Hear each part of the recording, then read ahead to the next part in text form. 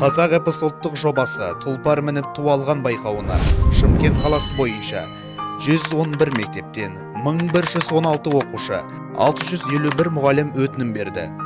Нөмір 86 жалпы орта білім беретін мектептің оқушылары тұлпар мініп туалған байқауына дайындық үстінде. Жаз жайлауы көзді көлді жайлаған қалың қыпшақ шағалай. 80-ге жасы келгенше бір бала көрмей тоқтабай қайғыменен қан жұтты.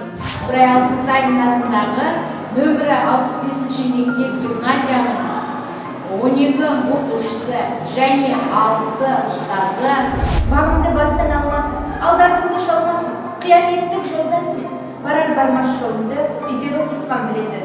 Нөмірі 47-ші мектеп гимназиясының оқушылары Қобыланды батыр жырын жатқа айтуға қарқынды дайындық үстінде. Кеше өткен заманда дін мұсылман аманында қара ақсақ Қобыланды атасы мұның Тоқтарбай. Халықтан асты бойылдыбай, байлығында есеп жоқ, айдалып бағып жайылды, төрт малдың бәрі сай. Мен номері 94-ші жалпы орта білім беретін мектебінің ұстазымын.